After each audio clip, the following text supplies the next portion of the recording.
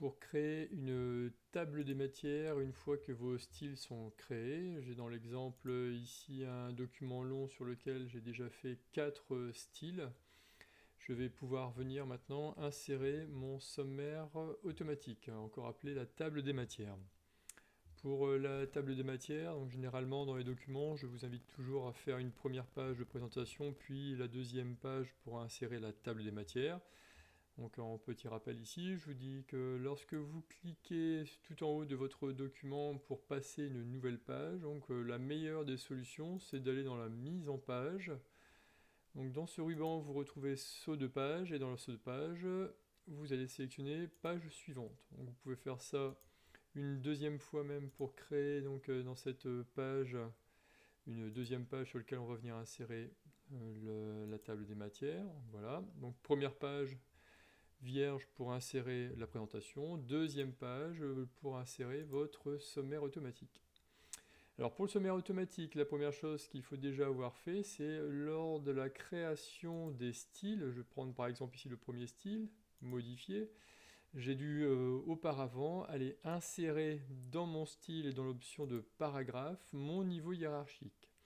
Donc vous vous rappelez certainement que pour ranger tous les éléments sur le même côté, donc tout aligné à gauche, il faut appliquer le même niveau hiérarchique. Lorsqu'on veut un décalage dans la table des matières, il faut avoir des niveaux hiérarchiques différents, c'est-à-dire niveau 1, 2, 3.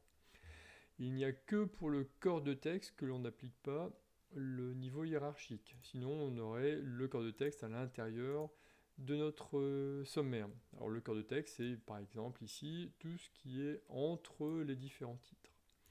Donc ce préalable étant fait, je retourne dans ma page pour la table des matières. Je vais aller sur l'option de référence, table des matières, et dans la table des matières, ici, j'ai le choix dans la table des matières automatique 1, 2, la manuelle, on ne fait pas. Donc on choisit la première ou la deuxième, peu importe, je clique dessus et automatiquement vient s'insérer ma table des matières. Si votre table des matières est complète, c'est parfait. Si vous voyez qu'il vous manque des niveaux, dans ce cas-là, c'est parce qu'il faut retourner sur l'option table des matières personnalisée. Et à l'intérieur de table des matières personnalisées, vous avez affiché les niveaux. Donc il se peut que lors d'un exercice, vous ayez plus que 3 niveaux hiérarchiques. Dans ce cas-là, vous cliquez sur 4 ou 5 selon ce que vous souhaitez afficher. Vous validez par OK, vous remplacez la table et la table va venir se compléter. Ensuite, pour la mise en forme de la table des matières, vous allez dans la table des matières, toujours sur table des matières personnalisées. On va aller dans Modifier. Dans Modifier, vous avez ici TM 1, 2, 3 qui correspond aux différents niveaux de la table des matières. Et je vais par exemple prendre TM1 et aller modifier la taille, par exemple, mettre en gras et mettre sur une couleur différente pour vous montrer le résultat. Je vais souligner. OK, on valide tout. Et à la fin, vous voyez qu'à l'intérieur, une fois validé donc la mise en forme, la mise en forme qu'on avait demandé eh bien, vient s'appliquer sur tous les niveaux DTM.